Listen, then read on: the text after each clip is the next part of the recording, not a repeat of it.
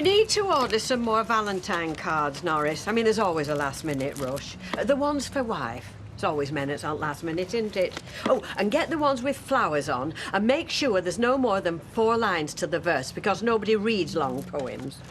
Rita, I really do feel I should be at the court with you. It wouldn't be the end of the world if we closed the shop for once. Did they close the shop during the Blitz? Well, no, I believe they didn't. Well, if Hitler failed to stop the small trader, do you think we should let Scylla succeed? I wouldn't give her the satisfaction. I just feel you need some moral support. Emily is coming with me. Oh, Emily, understand. Look, I'm casting no aspersions on the kind of support you offer. I mean, very important is female support like yours, but Rita, I'm your best male friend, and that's something different.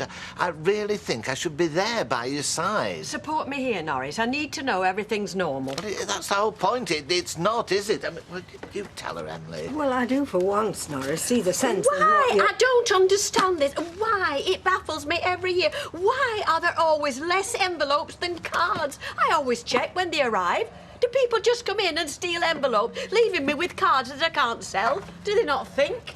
Look, you've got plenty of time. I'll make you both a cup of tea. No, I'm sorry.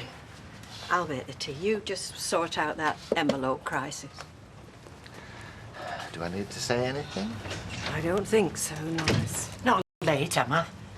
For what? The trial. What are you going for? Support. Yes, yes. In olden times, people used to queue for days for a good view of the hanging. Well, we're not going to hang her, are we, Norris? No, certainly not. And those who go hoping so are going to be sadly disappointed. What do you reckon? Well, it's not as if the kids have oversold you, have they? I mean, it's not like the bloke's expecting Madonna on the date. Like the back half of a pantomime cow. It's not that bad. Yeah, but is it true? That's the point. Oh, it is, isn't it? Well, it depends on how you... Yeah, well, my mother said that honesty was the best policy. You should have seen what she ended up with. Well, look, you never know. I mean, it might sound daft, but maybe some equally honest bloke will reply. I mean, it's not impossible. What do you think? Oh. Oh, Mum, give over. You're rubbing my face off. I want you to look a little cherub out there, just wetting on your wings. Don't push it too far, Scylla. Do I really have to do this? No, of course not. Not if you don't want to swim with dolphins or have breakfast with Donald Duck. No. Listen, son. I'm doing all this for you. Am I asking you something difficult? Come on. This woman, what did she do to you? Belted me. And knocked you? Against some shelves. Then what? Dunno. Don't remember out till the hospital. My little angel. Have you got your speech worked out, just in case?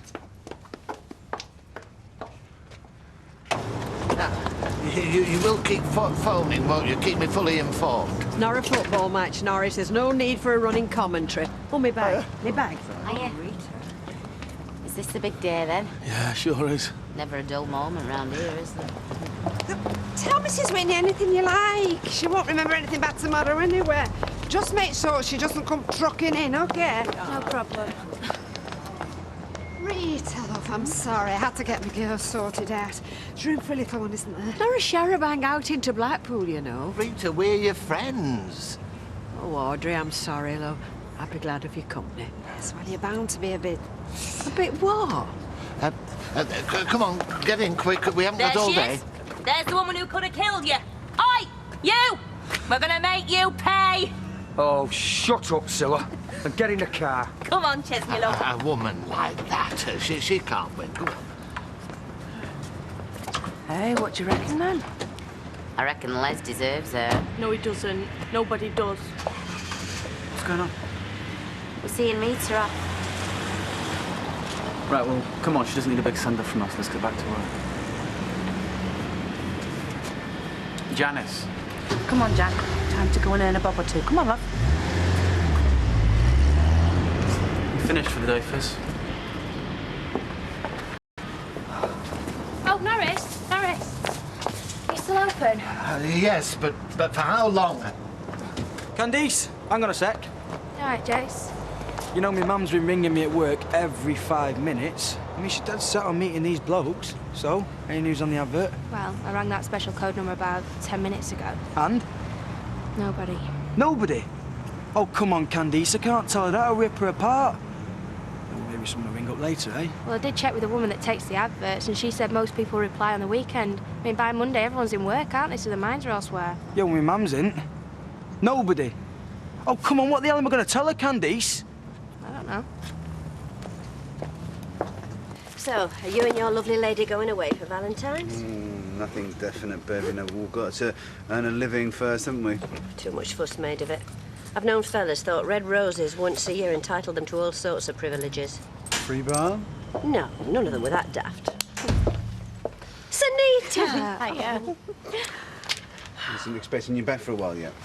Well, I thought I'd given that Loch Ness monster long enough to put in an appearance. Good time? Yeah, it was lovely. But you can't go on holiday forever, can you? You've got to get back to your own life at some point. I suppose so. So here I am, ready to roll my sleeves up. What, right now? There's no time like the present. So, you're going to take me money or not? Oh, I think you know the answer to that one, Bev. What if I gave you roses? £1.2, please. Now then. Chesney, nothing to bother yourself about. My mate over here is going to see you all right. Who's he when he's at home? He's an usher, same as me. Has he got another name? Sounds like something out of Dracula. Yeah, he's called Tom. And he's going to go with you into a little room with just a video camera and a screen. Like you're a film star, kid. And you get to talk to folk like you're on one of them phones with pictures. Like a posh mobile. You've got it. Come on, son, I'll introduce you to Tommy. Here, picture book for you to look at when you get bored. I mean, you understand, I'm dead keen to, you know, say what I know, like, but not that it's that much, really. And I couldn't add much, especially to, well, to be absolutely honest, I don't want to spend much more time in the dock, like.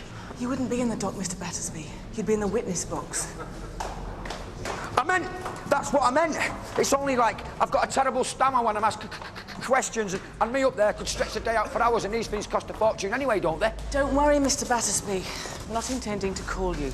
We're convinced mother and child are more than sufficient to swing the day.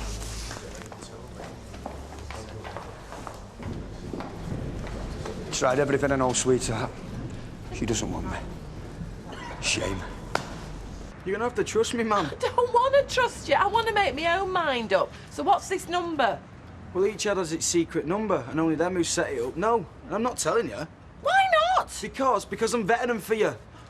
You know, when it comes to choosing men on your own, Mum, you've been a complete disaster, haven't you? Oh, are you including your dad in that? Yeah, probably. Ah, well, at least we agree on something. So trust me. None of these lots sound right. Yeah, well, one of them must be worth the throw. Look, I'm not sending you out with one of these men if I'm not completely sure.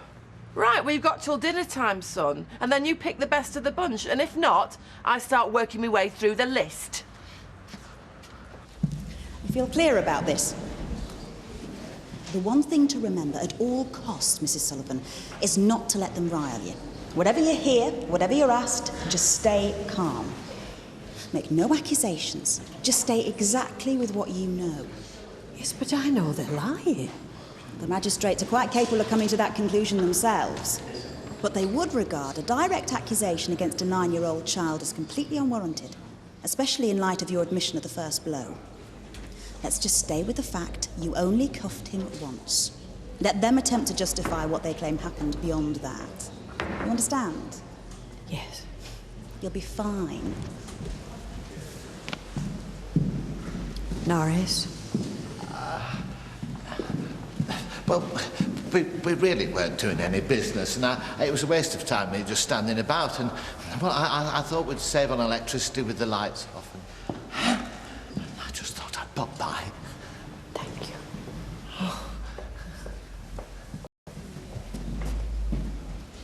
Mrs. Rita Sullivan?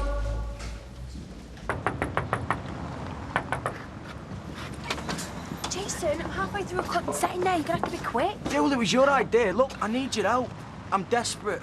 My mum's dead set. If we don't find her bloke by dinner, I'm gonna have to break it to her that she's Mrs. Undesirable 2004. Well, do Do we know anybody? You what? Well, someone that's at least going to give her a laugh. What about Charlie? I don't think she's his type. Kieran? Oh, come off it. Norris? No. You're right. Look, I'm not really up on middle-aged men. I'll just have to ask around for you. Candice, you've got till dinner. Right. See you later.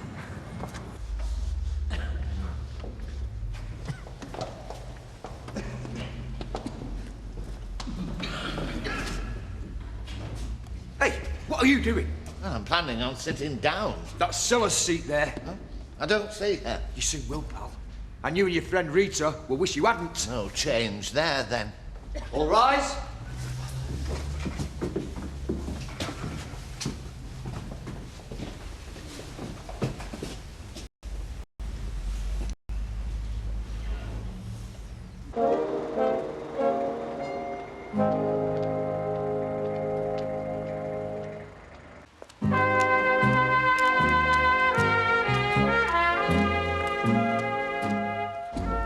Now, Chesney, I'd just like you to go over what happened in the shop in a little bit more detail.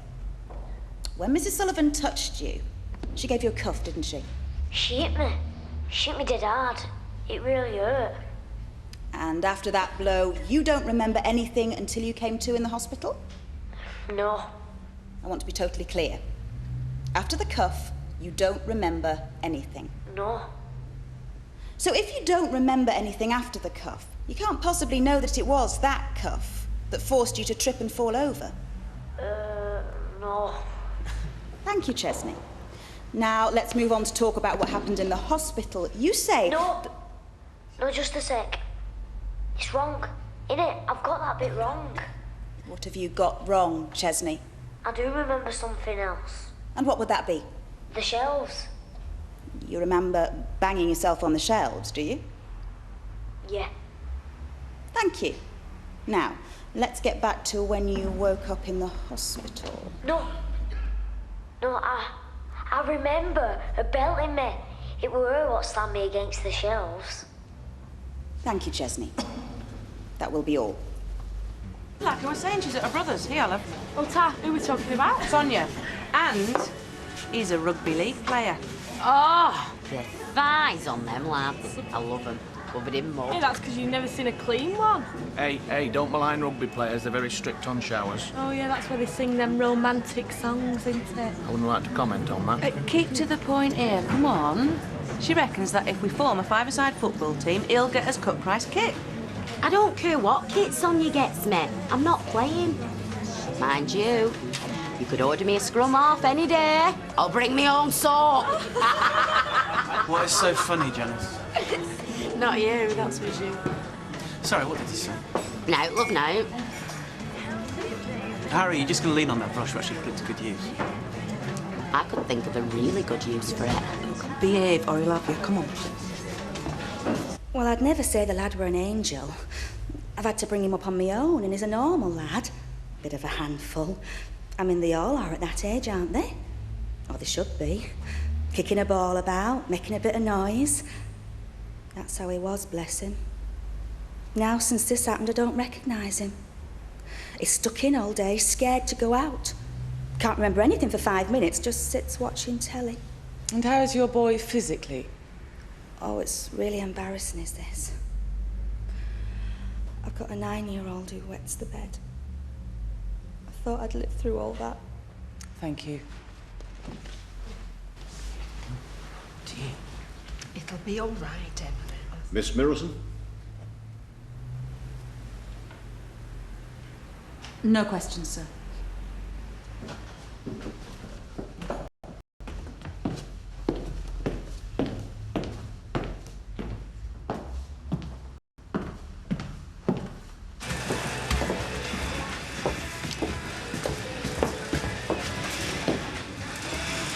There's drafty here, isn't there? What are you doing here? I need some advice. On what? Middle-aged men. Angela, you got a minute? Watch it. Coming! Harry, what are you doing? Just a final circuit. Yeah, it may well be that. What does that mean?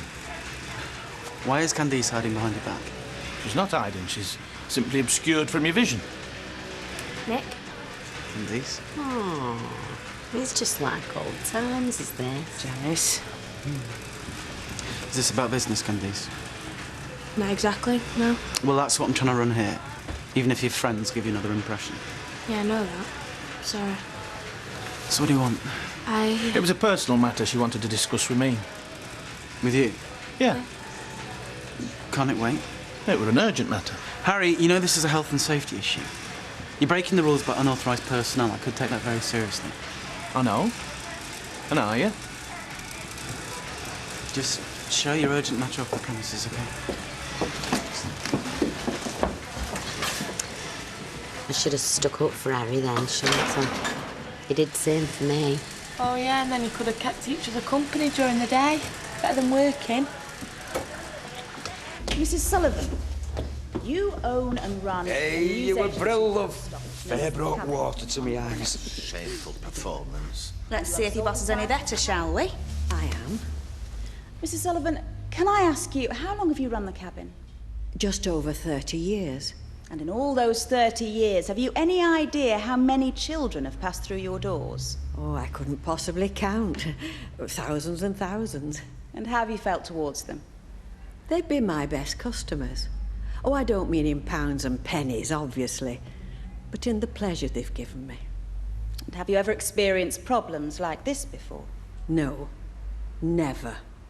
I'm not trying to paint a picture that they're all little angels, because you're bound to get a bit of backchat from time to time. It's all part of growing up, isn't it? I don't mind. It keeps me on my toes. And I like to think that I give as good as I get. It's a laugh. And I think they enjoy that as much as I do. So, now Sunita's back, we can grab that holiday. You know, let's just leave it for 5 minutes, shall we? I'll leave it for 10, so long as we're booking by tonight. Darling, it is not that easy. I mean, Sunita might say that she's fine, but I know her of old, and she's one for putting on a brave face and keeping everything hidden away. Well, that's fine then. She won't be weeping over the customs. Yeah, I'm not altogether convinced she's up to it. But leave it with me and I'll sort it out, I will sort it out. Anyway, listen, I better get back. She'll be waiting for a break.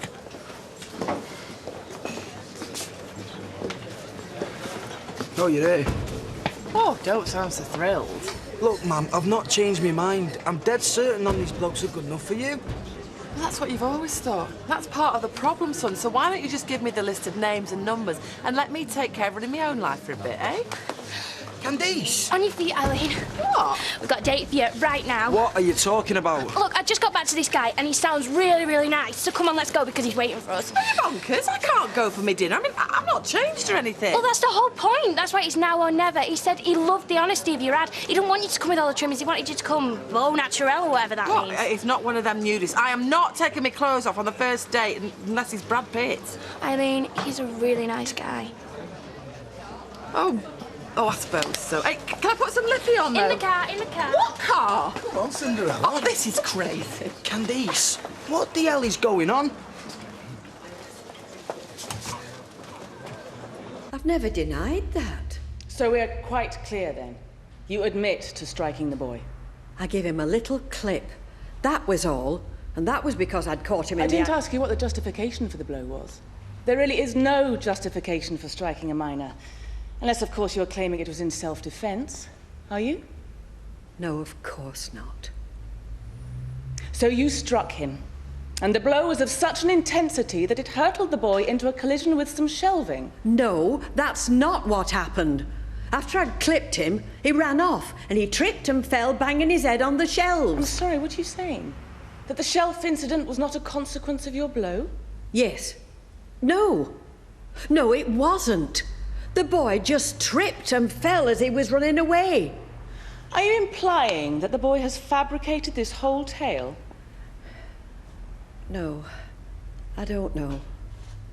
So are you saying that he left your shop after a mild tap and within hours was medically diagnosed with extreme symptoms? Can you explain why they were so severe? I don't have any idea. Perhaps that's not surprising. Thank you. Sorry, excuse me. What did you mean by that?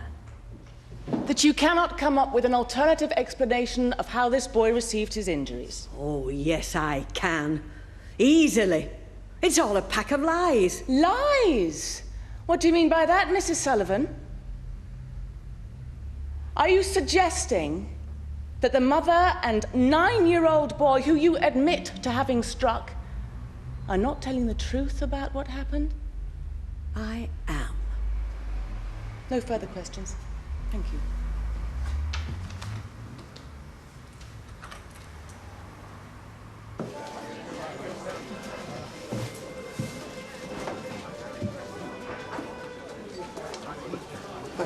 Mrs. Grubshaw? Yeah? If you'd like to follow me, please. Right.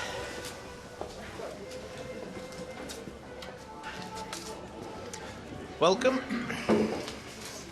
We'll adjourn the court whilst we arrive at our verdict. Your worships, may I request bail for my client? Bail is granted, but I really don't feel we'll be very long in coming to our verdict. All rise. Come on, love. Let's check out Chesney. He's all right. They said they'd keep him amused. Got time for a quick one? That's where they're going, isn't it? Mind your feet, Norris.